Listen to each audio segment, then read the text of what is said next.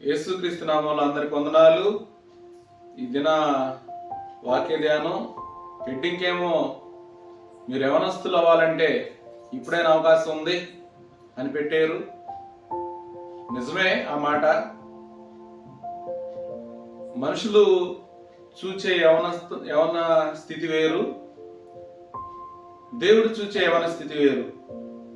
మనుషులు ఏం చూస్తారంటే వయస్సును బట్టి ఏజ్ని క్యాలిక్యులేట్ చేస్తూ ఉంటారు.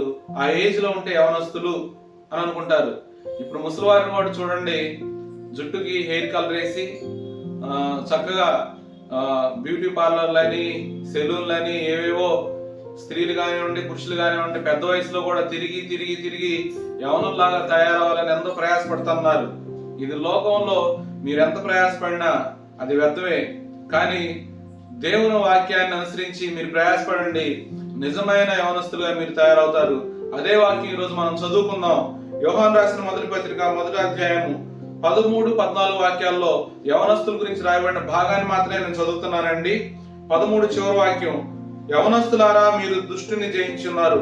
ఒకసారి రాయబడింది. రెండో మాట 14వ అధ్యాయం 2వ భాగంలో, యవనస్తులారా మీరు బలవంతులు, దేవుని వాక్యము మీ యందు నిలిచుచున్నది, మీరు దుష్టుని జయించున్నారు.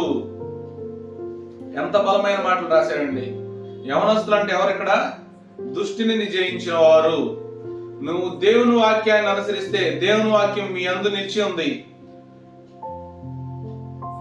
నువ్వు దేవుని వాక్యం ఎదుటి నిలబడి ఆ వాక్యాన్ని ధ్యానించడం ద్వారా దుష్టుని జయిస్తావు.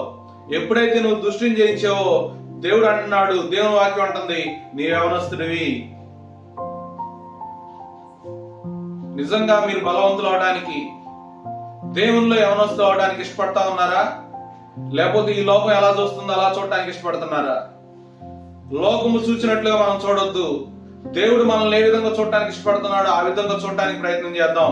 ఈ నూతన సంవత్సరంలో మన ప్రతి పరిస్థితి దేవుని నామ మహిమార్థం మార్చుకున్నట్లుగా ప్రయత్నం చేద్దాం.